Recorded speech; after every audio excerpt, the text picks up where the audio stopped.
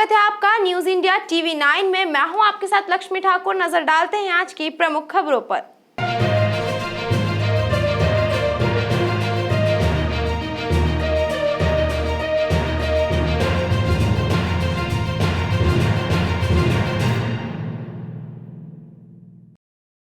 भाजपा के केंद्रीय मंत्री ज्योतिरादित्य सिंधिया ने भाजपा प्रत्याशी ज्ञानेश्वर पाटिल के समर्थन में आम सभा को संबोधित किया।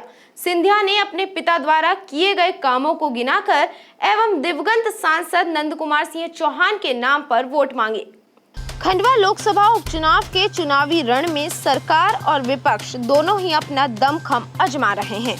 इसी के चलते भाजपा के केंद्रीय उड्डयन मंत्री ज्योतिरादित्य सिंधिया ने खंडवा में सभा को संबोधित किया, जहां ज्योतिरादित्य सिंधिया ने खंडवा जिले में पूर्व समय में पिता माधवराव सिंधिया के द्वारा किए गए कार्यों को गिनाकर वोट मांगा, जिस पर कांग्रेस ने चुटकी ली। खंडवा लोकसभा उपचुनाव में आम सभा को संबोधित करने पहुंचे केंद्रीय मंत्री सिंधिया ने बीजेपी के मंच से उनके पिता द्वारा रेल मंत्री रहते हुए किए गए कामों को जनता के सामने रखा और भाजपा के लिए वोट मांगे। उन्होंने कहा कि जब उनके पिता केंद्र सरकार में रेल मंत्री थे, जब पहला रेलवे स्लीपर बनाने का कारखाना खंडवा में लगाया गया था। लोगों की प्रवृत्ति होती है वार करने की, आक्रमण करने की, प्रहार करने की। भारतीय जनता पार्टी की प्रवृत्ति है सेवा करने की, आशीर्वाद ग्रहण करने की, देश को बढ़ाने की, देश की मान सम्मान बढ़ाने की, प्रदेश में सुविधाएं दिलवाने की। यही अंतर है भारतीय जनता पार्टी और कांग्रेस पार्टी। देखिए, जिस मैं स्वागत भी करता हूं सचिन बिरला का। बहुत ही एक जुझारू जनसेवक हैं और राष्ट्र सोच की पार्टी में आज सम्मिलित हुए हैं। उनका स्वागत है और यही संकेत देता है कि कांग्रेस में क्या हाल है। टिप्पणियों पर टिप्पणी वापस नहीं देता। यही अपने आप में एक संदेश देता है कि कांग्रेस पार्टी में क्या हाल है। वहीं सिंधिया के इस बयान पर सियासत गर्म हो चुकी है। कांग्रेस के नेता प्रेमचंद गुड्डू ने कहा कि सिंधिया के पास बीजेपी द्वारा किए गए कामों को बताने के लिए कुछ भी नहीं है, इसलिए वह कांग्रेस सरकार में हुए कार्यों को बताकर वोट मांग रहे हैं। गुड्डू ने चुटकी लेते हुए कहा कि ज्योतिरादित्य सिंधिया विश्व के पहले ऐसे उड्डयन मंत्री हैं जो बिना जहाज के चल रहे हैं, क्योंकि सरकार ने सारे जहाज बेच दिए हैं। जी की सभा हुई है जिसमें उनके फादर के टाइम के रेल के जो काम खंडवा में है उसका जिक्र किया उसने। सिंधिया जी के पास बोलने के लिए कुछ बचा नहीं है। जो कांग्रेस के कार्यकाल में जो हुआ था वही वो यहाँ पे गिनवा रहे हैं। तो दूसरी तरफ उनके पास जो मंत्रालय है, आज बिना विभाग के मंत्री हैं, उड़ान मंत्री हैं, लेकिन हिंदुस्तान का पूरा हवाई जहाज पूरा बेच दिया गया है टाटा को। दुनिया में एकमात्र ऐसे मंत्री होंगे ये, हिंदुस्तान नहीं, कि जो मंत्री बने हैं लेकिन इनके पास एक भी हवाई जहाज नहीं है। आज इनकी हालत ये है कि तमाम महिलाओं को पट्टे के नाम पे लालच दे के वहाँ पे बुलाया गया। आज सिंधिया जी से उसी सभा के अंदर काफ़ी महिलाओं ने जवाब सवाल किए और हुड़दंग किए। तो भारतीय जनता पार्टी के खिलाफ बेहद वातावरण बेहद ख़राब है और साथ साथ लोग पूछना चाहते हैं कि भाई तुमने क्या दिया, भारतीय जनता पार्टी ने हमारे क्षेत्र को क्या दिया, सिवाय बेरोजगारी। आज पानी हालत ये है कि खंडवा में 4-4 दिन में पानी आता है और इतना गंदा पानी आता है जो पीने लायक रहता नहीं है। जो हमारे यहाँ से नर्मदा नदी निकली है उसका सब में पहला दोहन हमारे इस खंडवा क्षेत्र को होना था, खंडवा क्षेत्र को मिलना था, उसका लाभ वो नहीं मिल पाया है। इस बात का मैं सिंधिया जी से जवाब चाहता हूँ।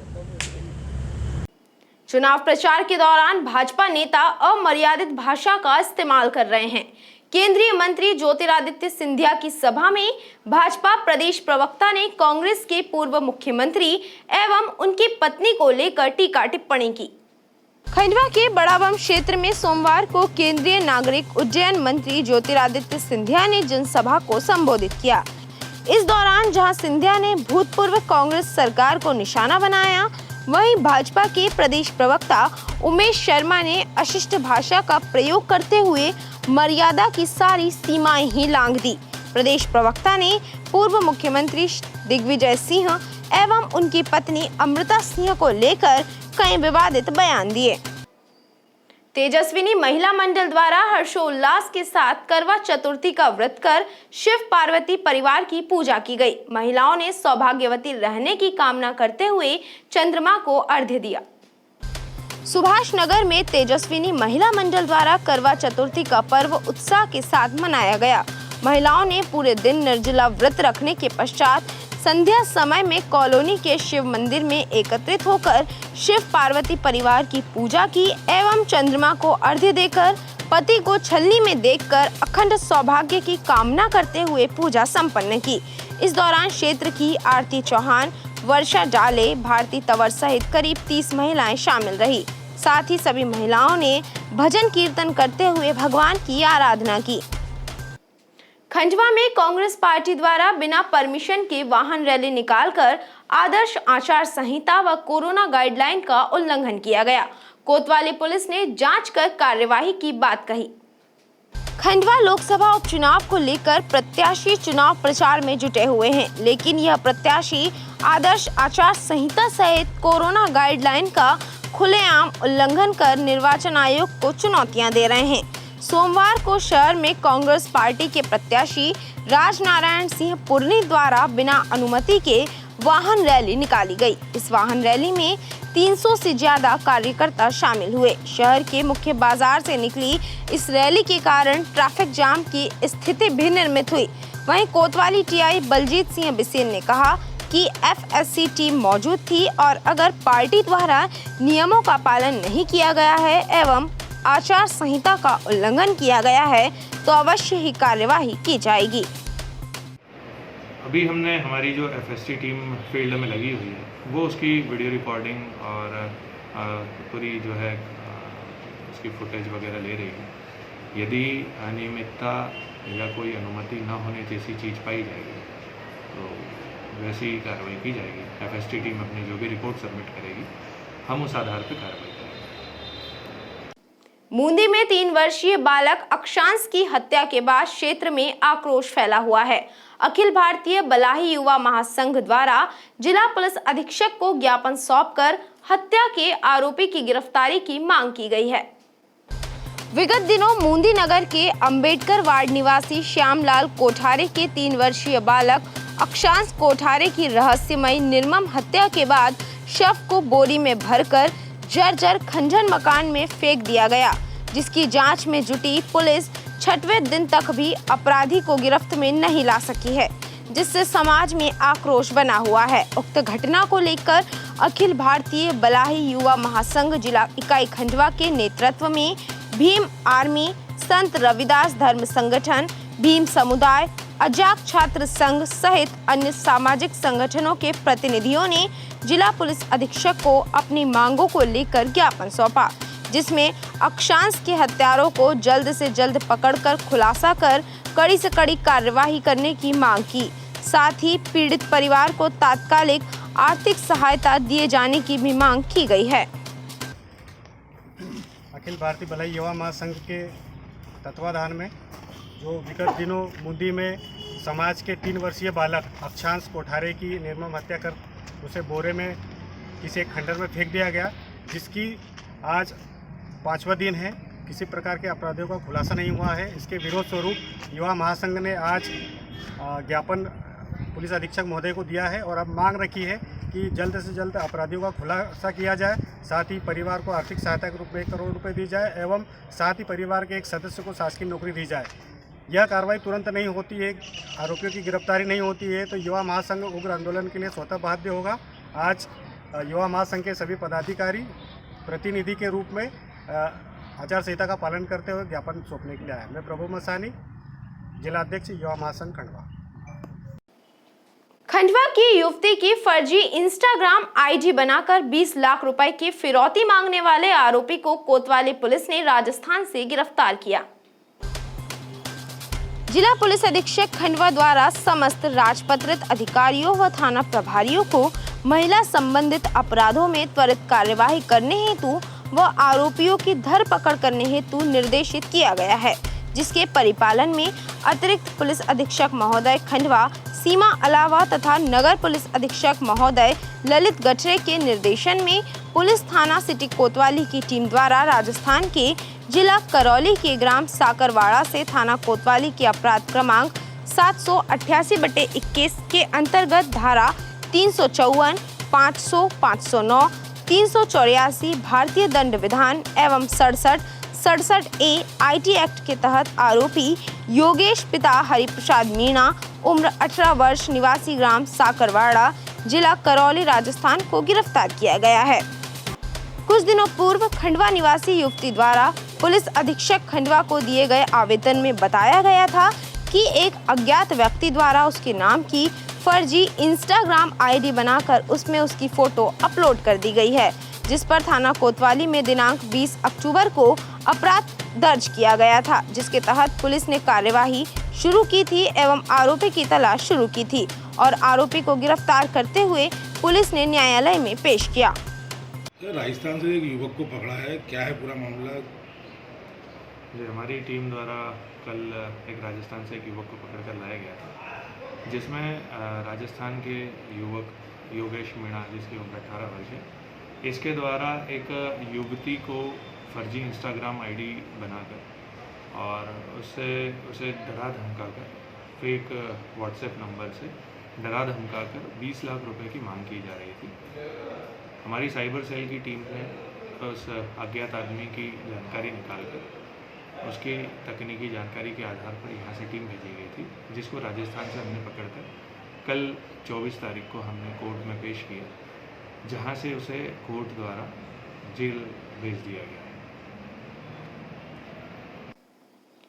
ग्राम छोटी बोरगांव में सड़क हादसा हो गया, जिसमें बाइक सवार घायल हुए हैं। प्राथमिक उपचार के पश्चात घायलों को जिला चिकित्सालय भेजा गया। खंडवा जिले के अंतर्गत आने वाली ग्राम छोटी बोरगांव में आमने सामने से आ रही दो मोटरसाइकिल की भिड़ंत हो गई, जिसमें दोनों वाहन सवार गंभीर रूप से घायल हुए हैं। जानकारी के अनुसार काशीराम उम्र 40 वर्ष और सुनील पिता अशोक उम्र 28 वर्ष आमने सामने से आ रहे थे, तभी यह दुर्घटना घटित हुई। सूचना मिलने पर मोगढ़ थाने की 108 एम्बुलेंस के पायलट अतुल नागर EMT भगवान सिंह दांगी ने तत्काल मौके पर पहुंचकर प्राथमिक उपचार देकर घायलों को जिला चिकित्सालय पहुंचाया। रेलवे ओवरब्रिज पर जाम लगने के कारण दोनों ओर वाहनों की लंबी लाइन लग गई। राहगीरों को परेशानियों का सामना करना पड़ा। खंडवा शहर के रेलवे ओवरब्रिज पर सोमवार शाम के समय जाम लग गया, जिसके कारण दोनों ओर वाहनों की लंबी कतार लग गई। राहगीरों को परेशानियों का सामना भी करना पड़ा। गौरतलब है कि रेलवे ओवरब्रिज के निर्माण कार्य के चलते 3 पुलिया से सिविल लाइन को जोड़ने वाले रास्ते से आवागमन बंद है, जिसके कारण पूरे शहर का यातायात दबाव रेलवे ओवरब्रिज पर पड़ रहा है और आए दिन ट्रैफिक जाम की स्थिति निर्मित हो रही है। पुनासा तहसील के अंतर्गत आने वाले ग्राम हेड़ई के किसान पानी नहीं तो वोट नहीं की मांग करते हुए चुनाव का बहिष्कार करने के लिए एकमत हो चुके हैं। इसी संदर्भ में किसानों ने मूंदी के टप्पा कार्यालय में तहसीलदार को ज्ञापन सौंपा। किसानों का कहना है कि हर वर्ष उन्हें आश्वासन दिया जाता है, लेकिन समस्या का समाधान नहीं किया जा रहा है। पुनासा तहसील अंतर्गत आने वाली ग्राम हेड़ई में किसान नहर को लेकर परेशान हैं। किसान अपनी समस्या लेकर टप्पा कार्यालय मूंदी पहुंचे। यहां किसानों ने तहसीलदार के नाम ज्ञापन सौंपकर जल्द से जल्द समस्या का निराकरण करने की मांग की। किसानों ने बताया कि कई वर्षों से हमारे गांव में नहर की समस्या बनी हुई है। कृषि एवं पीने के पानी की काफी परेशानी है। कई बार NHDC नर्मदा नगर व ग्राम पीपल कोटा के पंप हाउस CM हेल्पलाइन पर भी शिकायत की जा चुकी है, लेकिन कोई समाधान नहीं हुआ है। किसानों का कहना है कि हमारे ग्राम में पानी नहीं आता है। हमारी पाइपलाइन पुरनी लाइन से जोड़ दी जाए तो यह समस्या का समाधान हो जाएगा, लेकिन कोई भी सुनवाई करने को तैयार नहीं है। साथ ही किसानों ने यह भी कहा कि अगर हमारी मांगे जल्द ही पूरी नहीं होती है तो हम सभी एकमत होकर चुनाव का बहिष्कार करेंगे और हमारे गांव का एक भी किसान वोट नहीं डालेगा। गांव में पीने के लिए पानी की भी समस्या है, जिसमें PHU विभाग द्वारा टंकी बनाई गई है। उसमें घटिया मटेरियल इस्तेमाल करके बनाया गया है, जिसमें पानी लीकेज है पानी की टंकी फुल कर रहे हैं, अभी चेक किया उसको तो 2 घंटे में पूरी खाली हो रही है। और ठेकेदार को बोला तो बोल रहा है कि बड़े से बड़े लीकेज बंद कर देता हो जाएगा, और एक रोज़ भी उसकी तरह ही नहीं हुई है। और एक बात है कि हमारे यहाँ बूंदी से हेड़े मार्ग के लिए बहुत रास्ता ख़राब है, बारिश में भी आफत पड़ते हो, और उसके लिए कुछ रोड के लिए भी आवेदन दिया, बने नहीं थे। और पेची बात है बोलते अपने को नया उद्वन सिंचाई जब से भी डली है ना, आज तक उसमें पानी वानी कुछ जाता ही नहीं, और हर बार कार्रवाई करते रहते हैं। हम उसकी बताते हैं, न्यू डे भी जाते हैं, डिवीजन कौन सा 25 नंबर डिवीजन में भी गए, पिपलकोटा पंप हाउस पे भी गए, बोल देते हाँ करवा देंगे। हर बार फसल बो देता है किसान, और पानी आता नहीं, ख़राब होती है। और गांव में रोड वगैरह परेशान है पानी से पीने। आज हमारे ग्राम हिड़ई के सभी निवासी लोग हम इकट्ठे हुए हैं। हमारे ग्राम में जिस रोज से उद्वन सिंचाई योजना की पाइपलाइन डली है, उस रोज से आज तक किसी भी किसान को पानी नहीं मिला। पानी की घोर समस्या है, नहर के खेत के पानी की समस्या है, फिर पीने के पानी की समस्या है। ये सीएम साहब द्वारा जो हमारे गांव में टंकी बनाई जा रही है, पेची विभाग द्वारा बनाई जा रही है, उसमें लीकेज है बहुत बड़ा लीकेज, घटिया मटेरियल इस्तेमाल किया गया उस पर, ना तो तरह की गई उस पर, ना तो गांव में खेतों को पानी मिल रहा है, ना किसी को पीने के लिए पानी मिल रहा है। घोर समस्या पानी की है। दूसरा हमारा पिपलकोटा से जो हेड़ई मार्ग बना हुआ है, ये भी बहुत खतरनाक बना है। इस पे बनाने के लिए भी हम कई बार आवेदन दे चुके हैं, हर जगह यही आश्वासन मिलता है। और दूसरा ये नहर के बारे में तो साहब कितने बार हम PUC वहाँ गए, वहाँ NHDC में गए, पंप हाउस पे गए, वहाँ से बस वो वाटर लेवल नहीं है, आज कर देंगे कल कर देंगे। इसी के कारण हम लोगों को निराश होना पड़ता है। इसी के कारण हमने चुनाव का बहिष्कार करा है, और हमने यही दिया है कि वोट नहीं, पानी नहीं तो वोट नहीं। खंडवा के एकमात्र लेडी बटलर चिकित्सालय में व्यवस्थाएं न होने के कारण लोग परेशान हो रहे हैं। साथ ही जन्म प्रमाण पत्र खिड़की बंद होने के कारण लोगों को एक ही काम के लिए बार बार हॉस्पिटल के चक्कर लगाने पड़ रहे हैं। खंडवा के लेडी बटलर हॉस्पिटल में परेशानियों का अंबार लगा हुआ है। यहाँ पर प्रसूता महिलाओं को ना ही कोई सुविधा मिल पा रही है और ना ही यहाँ पर कोई व्यवस्थाएं हैं। इसके साथ ही जन्म प्रमाण पत्र की खिड़की भी बंद रहती है, जिसके कारण ग्रामीण क्षेत्र से आने वाले लोगों को बार बार हॉस्पिटल के चक्कर लगाने पड़ रहे हैं। ग्रामीण क्षेत्र से आए पिंटू प्रजापति ने बताया कि 15 दिन से वे लगातार जन्म प्रमाण पत्र लेने के लिए चक्कर लगा रहे हैं, लेकिन हॉस्पिटल प्रबंधन द्वारा टालमटोल किया जा रहा है। बार तो आई मैं, और उस दिन पे आई थी तो वो बोलेगा सोमवार के दिन आना 10:30 बजे। अभी मैडम नहीं है, मैडम छुट्टी पे गई। अभी क्या टाइम हुआ है? अभी 11 बजे ज़्यादा हो रही है। आप कितनी दिन से और कहाँ से आ रही है? मैं घासपुरा बांग्लादेश से आती हूँ। कितने दिन से आ रही है यहाँ पर? ये मेरा दूसरा बार है। तो यहाँ पर क्या होता है, खिड़की लगी रहती है, क्या रहता है? बंदी है, मैडम नहीं है, बोले छुट्टी पे गए, बोले 10:30 बजे सोमवार के दिन 10:30 बजे आना बोले। कितने दिन की छुट्टी पर गई मैडम? ये नहीं पता, बोले छुट्टी पे गई, सोमवार के दिन मिलेंगी मैडम, सोमवार के दिन आना। अब 10:30 बजे से बुलाया, आ गए, मैडम का पता ही नहीं है। अभी क्या टाइम हुआ है? अभी क्या टाइम हुआ है? 11:15 बजे। क्या नाम लिखती हैं आप? कैया जाते लड़ते था तो 10 दिन हो गए। 10 दिन से रोज आना, बोल रहे मैडम छुट्टी पे चले थे, यहाँ है वहाँ है, तो ध्यान ही नहीं देता। कब हुआ था आपका लड़का? क्या ये 15-20 दिन पहले हुआ था जी, ज़्यादा लड़का। खिड़की खुल रही कि नहीं खुल रही? नहीं खुल रही, बंद ही है। क्या नाम लिखते हैं आप? मैं पिंटू प्रजापति लिखता हूँ। कहाँ से आते हैं आप? मैं सिंधाड़ा दिल्ली। शहर के बसंत बहार कॉलोनी में मूलभूत सुविधाओं का अभाव है, जिसके चलते कॉलोनी वासियों ने एकजुटता दिखाते हुए चुनाव बहिष्कार का निर्णय लिया है। खंडवा जिले में संपन्न होने वाले लोकसभा उपचुनाव में सिर्फ कुछ ही दिन शेष बचे हैं। प्रत्याशी जनता को लुभाने में लगे हैं, वहीं जनता भी अपनी मूलभूत सुविधाओं को लेकर रोष व्यक्त करने में पीछे नहीं हट रही है। शहर के मेडिकल कॉलेज क्षेत्र स्थित बसंत बहार कॉलोनी में समस्त कॉलोनी वासी एकमत होकर चुनाव का सार्वजनिक बहिष्कार कर रहे हैं।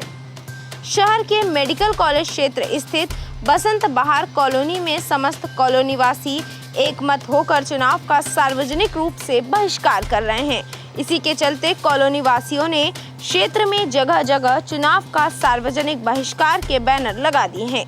क्षेत्रवासियों का कहना है कि बसंत बहार कॉलोनी में बिजली, पानी, सड़क जैसी मूलभूत सुविधाओं के साथ ही मकान बनाने की परमिशन व साफ सफाई की व्यवस्था नहीं है, जिसके लिए कॉलोनी वासी कई दिनों से मांग कर रहे हैं और मांगे पूरी न होने के कारण सभी कॉलोनी वासियों ने मिलकर चुनाव बहिष्कार करने का निर्णय ले लिया है।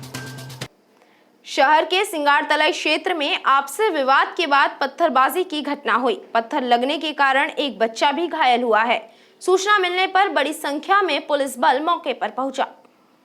खंडवा शहर हमेशा विवादों में घिरा रहता है। चुनाव के समय एक और जहां पुलिस प्रशासन पूरी तरीके से मुस्तैद है और शहर की व्यवस्थाओं में लगी हुई है, वहीं कुछ असामाजिक तत्व शहर की फिजा को बिगाड़ने में लगे हुए हैं। ऐसा ही एक मामला सामने आया है। शहर के सिंगारतलाई क्षेत्र में विवाद के बाद पत्थरबाजी हुई। घटना की जानकारी लगते ही पुलिस मौके पर पहुंची। बताया जा रहा है कि आपसी विवाद के चलते यह घटना घटित हुई है। इस विवाद के बाद एक वाहन भी क्षतिग्रस्त हुआ है। साथ ही एक छोटे बच्चे को सर में चोट भी आई है, जिसे जिला चिकित्सालय में भर्ती करवाया गया है। सिंगारतलाई में पथराव की सूचना मिली सर, क्या है पूरा मामला?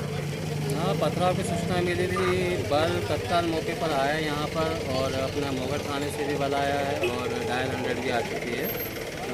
अभी यहाँ पर हम आए, देखा तो काफ़ी भीड़ भाड़ थी और यहाँ पर पता चला कि कुछ पत्थरबाजों ने पथराव किया। पत्थरबाज कौन है, क्या है, इनका आइडेंटिफाई अभी नहीं किया जा सका है, उसकी जांच चल रही है सर। कुछ इसमें शुरुआत में पप्पू मेहतर का नाम सामने आ रहा है। उसका किसी से विवाद हुआ था और विवाद कहीं और हुआ है और फिर यहाँ पर आके उसी बात पे से कुछ इनकी आपस में बहस हुई और फिर एक ग्रुप का दूसरे ग्रुप ने पथराव किया। दोनों ग्रुप की तरफ से पथराव हुए। पत्थरबाजी की पहचान की जा रही और पप्पू मेहतर अभी मिला नहीं सर। गाड़ी भी कुछ क्षतिग्रस्त हुई है? हाँ, कुछ गाड़ियों के कांच फूटे हैं और कुछ की हेडलाइट्स बाइक्स वगैरह की टूटी है और बस इतना सर। कुछ घायल भी इसमें? घायल एक बच्चे को चोट आई है, उसको इलाज के लिए अपने जिला अस्पताल भिजवा दिया गया है। पंधाना विधानसभा के अंतर्गत आने वाले अहमदपुर खेगांव में जर्जर मार्ग के कारण ग्रामीण परेशान हैं। विधायक द्वारा कई बार सड़क का टेंडर पास होने की बात कही गई है। पंधाना विधानसभा के अंतर्गत आने वाले ग्राम अहमदपुर खेगांव में ग्रामीण खस्ताहाल सड़क के कारण रोजाना परेशानियों से दो चार हो रहे हैं। ग्रामीणों का कहना है कि पंधाना विधायक राम दांगोरे कई बार सड़क का टेंडर पास होने की बात कह चुके हैं, लेकिन अभी तक भी इस सड़क का निर्माण कार्य शुरू नहीं हुआ है, जिसके कारण अहमदपुर खेगांव के साथ ही आसपास के अन्य ग्रामों के ग्रामीणों को भी परेशानियों का सामना करना पड़ रहा है। खंडवा शहर में केंद्रीय कृषि मंत्री नरेंद्र सिंह तोमर ने भाजपा प्रत्याशी ज्ञानेश्वर पाटिल के समर्थन में चुनावी सभा को संबोधित किया। पहले इस सभा में मुख्यमंत्री शिवराज सिंह चौहान का भी आगमन प्रस्तावित था, जिसे लेकर खंडवा शहर में ट्रैफिक डायवर्शन के साथ ही बाजार बंद करवाए गए थे। चुनावी सरगर्मी के बीच भाजपा पार्टी द्वारा एक दिन में कई स्टार प्रचारकों की जनसभाएं आयोजित की जा रही है। सोमवार को जहां दिन में ज्योतिरादित्य सिंधिया ने आम सभा को संबोधित किया, वहीं रात के समय केंद्रीय कृषि मंत्री नरेंद्र सिंह तोमर ने नगर निगम तिराहे पर जनसभा को संबोधित किया। बता दें कि इस सभा में मुख्यमंत्री शिवराज सिंह चौहान का आगमन भी प्रस्तावित था, जिसके कारण पूरे शहर को बंद किया गया था और ट्रैफिक भी डाइवर्ट किया गया था। लेकिन एकाएक सीएम का आगमन स्थगित हो गया और केंद्रीय मंत्री तोमर ने जनसभा को संबोधित किया। इस सभा में भीड़ जुटाने के लिए ऑटो में भरकर महिलाओं को सभा स्थल पर एकत्रित किया गया। मध्य प्रदेश मीडिया संघ व खंडवा पत्रकार संघ द्वारा कोरोना योद्धा के रूप में सेवाएं देने वाले 108 वाहन चालकों का सम्मान किया गया। आपातकालीन स्थिति में आम नागरिकों को अपनी त्वरित सेवाएं 24 घंटे अनवरत उपलब्ध करवाने वाले 108 वाहन सेवा के कर्मियों ने कोरोना महामारी संक्रमण काल में अपनी जान की बाजी लगाकर सेवा की है। इन्होंने कोरोना वायरस संक्रमण से लड़ने में जनता की योद्धा के रूप में सेवा की है। मध्य प्रदेश मीडिया संघ और खंडवा पत्रकार संघ द्वारा इन आपातकालीन चिकित्सा वाहनों के कर्मचारियों का सम्मान करते हुए गौरव का अनुभव महसूस किया जा रहा है। जानकारी देते हुए निर्मल मंगवानी ने बताया कि यह गरिमामय पूर्ण आयोजन शहीद सीताराम हॉकर्स जोन स्थित जिला कार्यालय पर जिला अध्यक्ष श्याम शुक्ला की अध्यक्षता व संरक्षक संजय चौबे की विशेष उपस्थिति में संपन्न हुआ। करेंगे। मैं आप लोगों में से हम इस कार्यक्रम को शुरू करें उसके पहले आप लोगों में से कोई 2 लोगों से ये रिक्वेस्ट कर रहा हूँ कि वो यहाँ पर आए और कोरोना लॉकडाउन के दौरान उनके क्या अनुभव थे वो संक्षिप्त में 2 से 3 मिनट में हमको बताएं, ताकि इससे आगे के कार्यक्रमों के लिए हमको एक मदद मिलेगी, ताकि हम इन व्यवस्थाओं को आगे कैसे और बढ़ा पाएंगे। और मान लीजिए कोई ऐसी स्थिति बनती है तो आप लोगों को कैसे और कब कहाँ क्या सहयोग दे सकेंगे, उस बात को लेकर हम आपसे बात करना चाहते हैं। तो आप लोगों में से कोई 2 लोग। मेरा नाम मोहम्मद रफ़ीक है, मैं 108 से पायलट के पद पर पदस्थ हूँ। जोर से। और जैसा कि महोदय जी ने बताया है कि कोरोना के टाइम पे जो मतलब खुद के जो मरीज थे उनको उन लोगों ने हाथ तक लगाने से मतलब दूर रहे थे। उस समय हमने सेवा दी है और उसमें काफ़ी मतलब परेशानी भी आई है, जैसे ऑक्सीजन सिलेंडर वगैरह। तो उसमें हमारे जो CMHO महोदय हैं उन्होंने भी हमारा साथ दिया है और समय समय पे मतलब जो मीडिया कर्मी है उनका भी हमारा सहयोग मिला है। बस यही कहना। मैं खंडवा ज़िले की LS सिटी कोतवाली से AMT वाह हूँ। कोरोना के समय में बहुत सारी समस्या आई है, जैसे कि जिस समय कोरोना के समय से आपसे फ़ोन आता था कि यहाँ पे पेशेंट है, वहाँ पे जाने से पता चलता है कि मरीज आने को तैयार नहीं है, गाली गलौज करता है कि हम नहीं जाएंगे, तुमसे बने जो कर लो। उस समय हमने पुलिस प्रशासन का सहायता ली है।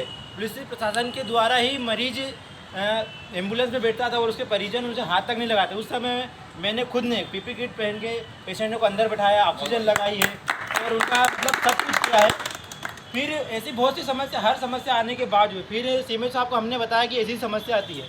फिर CMHO साहब ने वहाँ के जो भी चौकी प्रभारी है उनके हमें नंबर दिए हैं।